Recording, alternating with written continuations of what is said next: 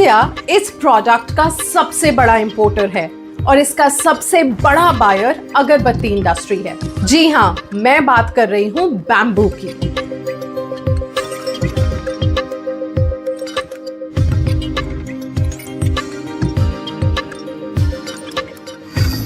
दुनिया के कई शहरों में एयर पोल्यूशन से लड़ने के लिए बैम्बू उगाए जा रहे हैं। Fun fact, bamboo regular trees के कंपैरिजन में 35% ज्यादा CO2 अब्सॉर्ब करता है और 30% ज्यादा ऑक्सीजन रिलीज करता है।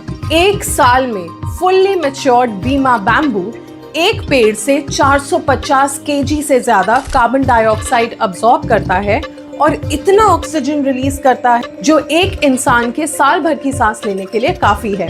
जायंट टिम्बर बैम्बू एक ऐसी वैरायटी है जो 24 घंटे में 3 फीट तक उग जाती है और ये डिफॉरेस्टेशन को रोकने में भी मदद करती है। बैम्बू एनवायरनमेंट के लिए तो अच्छा है ही, साथ ही साथ ये प्लास्टिक और वुड का भी एक परफेक्ट ऑल्टरनेटिव है। जहाँ वुड को उगने में 10 से 20 साल लगते हैं, वहीं बैम्बू सिर्फ 3 से 5 साल में तैयार हो जाता है। बैम्बू से बायोडिग्रेडेबल प्रोडक्ट्स बनते हैं जैसे टूथब्रशेस, कटलरी और पैकेजिंग मटेरियल्स, और ये सब चीजें एनवायरनमेंट में आसानी से डिग्रेड हो जाती हैं, अनलाइक प्लास्टिक जो सालों तक एनवायरनमेंट को हार्म पहुंचाता है। क्या आप जानते हैं हर साल 10 मिलियन हेक्टेयर से ज्यादा पेड़ काटे जा रहे हैं, लेकिन फिर भी ये ट्रॉपिकल हार्डवुड्स की हाई डिमांड को पूरा नहीं कर सकता। पर अब हमारे पास इसका एक परफेक्ट सोल्यूशन है, बैम्बू प्लाईवुड, जिसमें बैम्बू के लेयर्स एक दूसरे के ऊपर स्टैक किए जाते हैं। इसकी यूनिक डिजाइन की वजह से ये हर तरह के आर्किटेक्चर में फिट हो जाता है। पर क्या बैम्बू की स्ट्रेंथ पर भरोसा किया जा सकता है? अप्रैल 1991 में कोस्टा रिका में एक 7.5 मैग्नीट्यूड का अर्थक्वेक आया था जिसने कंक्रीट से बने घरों को तोड़ दिया था, लेकिन बैम्बू से बने 20 घर खड़े रहे। 2005 में कुक आइलैंड्स पर 3 टाइफून्स आए और उन्होंने तबाही मचा दी, पर सिर्फ बैम्बू के घर बीच पर बचे रहे।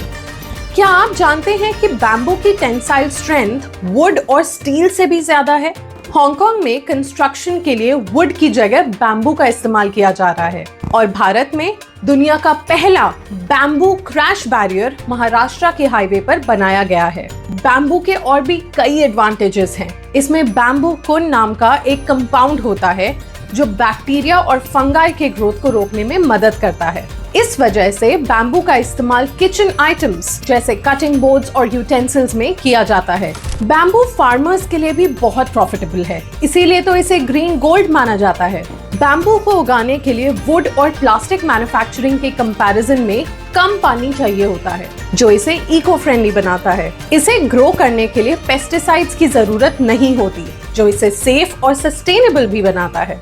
बैम्बू फार्मिंग इंडिया के लिए एक ब्रिलियंट ऑप्शन है, क्योंकि यहाँ का मौसम वेट और ट्रॉपिकल है, जो बैम्बू उगाने के लिए परफेक्ट है।